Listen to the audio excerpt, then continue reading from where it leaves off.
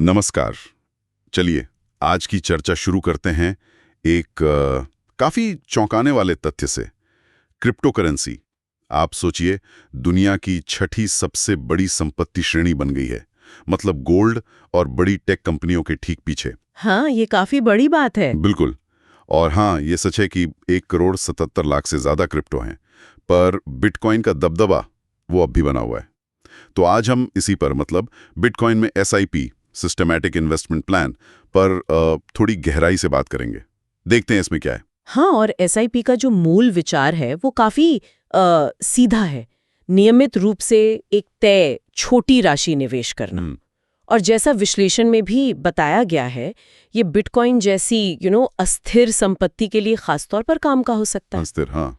क्योंकि ये कीमत के उतार चढ़ाव के असर को थोड़ा कम कर सकता है। तो हम देखेंगे कि इसे करने के क्या तरीके बताए गए हैं और इसके क्या फायदे हो सकते हैं। ये बात दिलचस्प है कि इतने सारे क्रिप्टो हैं, हजारों लाखों, लेकिन फिर भी बिटकॉइन छठे नंबर पर है ग्लोबली। ये चीज इसे बाकियों से बहुत अलग करती है।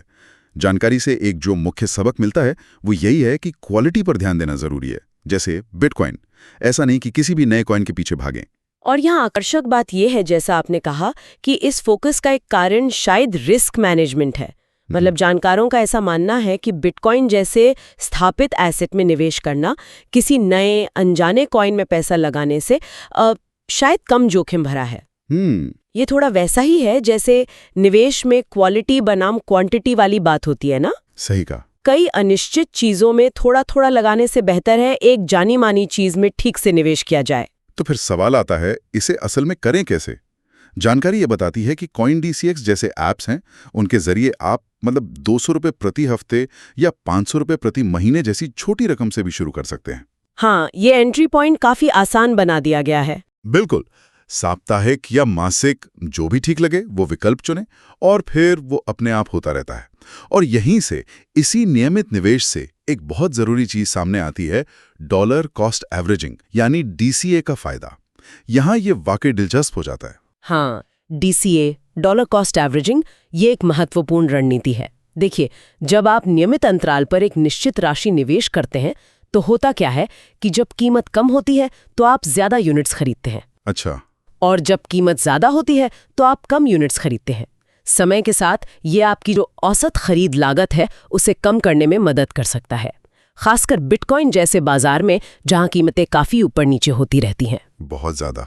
और एक और अच्छी बात यह है कि आपको पूरा बिटकॉइन खरीदने की जरूरत नहीं है। आप छोटे हिस्सों में फ्रैक्शंस में भी निवेश कर सकते हैं। बस पूरे विश्लेषण में लंबी अवधि की सोच रखने पर जोर दिया गया है। और इसके नतीजे, असल में क्या होता है? एक स्टडी में, केस स्टडी है, वो तो काफी चौंकाने वाली है। सोचिए, किसी ने जुलाई 2015 से हर महीने सिर्फ $15 का SIP शुरू किया। सिर्फ $15? हाँ, सिर्फ $15। 10 साल में कुल निवेश कितना हुआ? करीबन $1,800। लेकिन 2025 तक उस छोटे से निवेश की कीमत बढ़कर लगभग $91,000 हो गई। $91,000? हाँ, भारतीय रुपए में सोचे तो 77 लाख से ज्यादा। ये USD में करीब 50 गुना और INR में 62 गुना की बढ़त है। और IRR internal rate of return, वो रहा 75.9%। IRR सालाना औसतन कितनी तेजी से बढ़ा। तो ये आंकड़े हमें क्या बताते हैं? यदि हम इसे बड़ी तस्वीर से जोड़ते हैं तो ये केस स्टडी साफ तौर पर चक्रवृद्धि ब्याज यानी कंपाउंडिंग की ताकत दिखाता है, और साथ ही लंबे समय तक लगातार निवेश करते रहने का नतीजा। कैसे छोटी नियमित रकम समय के साथ एक बड़ी संपत्ति बन सकती है, खासकर अगर उस संपत्ति का मूल्य बढ़ता जाए, जैसे बिटकॉइन के साथ हुआ। हाँ, बिल्कुल। ये सीधे सीधे DCA के सिद्धांत से जुड़ता है जिसकी हमने अभी बात की। संक्षेप में कहें तो वो जो कहते हैं ना, छोटी रकम, लंबा समय, बड़ा मुनाफा, वो वाली बात यहाँ दिखती है। भविष्य की संभावनाओं के बारे में भी एक कैलकुलेटर का जिक्र है। उसके अनुमान के मुताबिक अगर कोई 500 रुपये प्रति माह का SIP शुरू करे और हर साल निवेश 10% बढ़ाता जाए और मान लीजिए सालाना औसतन 24% रिटर्न मिले, जो कि सिर्फ एक अनुमान है। हाँ, ये मानना पड़ेगा कि ये सिर्फ अनुमान है। बिल्कुल, ये सब मान्यताओं पर आधारित है। तो 25 वर्षों में ये रकम संभावित रूप से 4.5 करोड़ से 21 करोड़ के बीच हो सकती है। लेकिन हाँ, इसमें काफी अगर और मगर हैं। और यहीं पर जो मिलीजुली जानकारी, उससे एक अहम सलाह भी सामने आती है। चेतावनी दी गई है कि बिटकॉइन या किसी भी क्रिप्टो में अपने कुल निवेश पोर्टफोलियो का एक सीमित हिस्सा ही लगाएं, शायद 5 से 10% तक। अच्छा, मतलब सब कुछ नहीं लगा देना। बिल्कुल नहीं। और ध्यान छोटी अवधि के उतार चढ़ाव से फायदा उठाने, मतलब सट्टेबाजी पर नहीं, बल्कि लंबी अवधि के निवेश पर होना चाहिए। और यहीं से ये एक महत्वपूर्ण प्रश्न उठता है कि कोई व्यक्ति अपनी जोखिम लेने की क्षमता और अपने वित्तीय लक्ष्यों को ध्यान में रखते हुए इस तरह के अस्थिर निवेश को अपनी योजना में कैसे शामिल करे। बिल्कुल सही।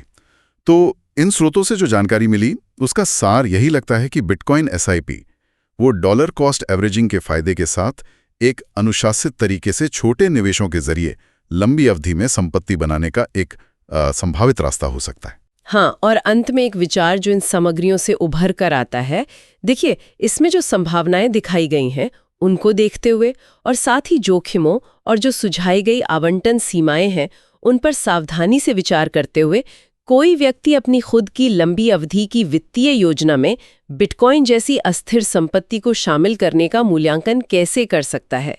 ये सिर्फ सोचने के लिए एक बिंदु है, कोई निवेश सलाह नहीं। बहुत बढ़िया। तो ये थी हमारी आज की चर्चा बिटकॉइन एसआईपी पर।